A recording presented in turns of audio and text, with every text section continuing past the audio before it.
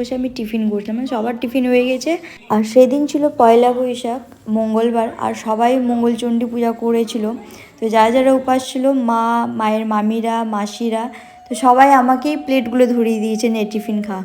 তো আমি কি করবো, এতগুলো তো খাওয়া পসিবল না, যতটুকুনটা মানে প্লেট থেকে আমি নিয়ে নিয়েছি, বাকিটা ওদেরকে আবার দিয়ে দিয়েছি। দেন ওখানে বসে বসে আমি খেয়ে যাচ্ছি, দেখো এখানেও আমি খেয়ে যাচ্ছি।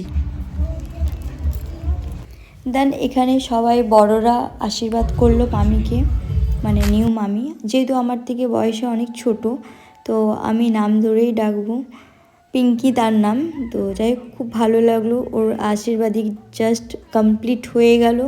এইদিকে আমার মা আশীর্বাদ করছে। তো ইনি হলেন আমার নিজের নানা। আশীর্বাদ এখানেই কমপ্লিট। দেন আমরা চলে গেলাম খেতে। আমরা খেতে বসে গেছি। छठ मासी बुलाती है फ्रांस के कौन प्लेटफॉर्म पे हॉस्टल के लिए। তো আজকের ব্লগটা আমি এখানেই শেষ করলাম। দেখা হচ্ছে নেক্সট ব্লগ। আমার মামার বিয়ের উপলক্ষে অনেক অনেক ব্লগ আসবে। আর ভালো লাগলে অবশ্যই লাইক শেয়ার কমেন্ট করো।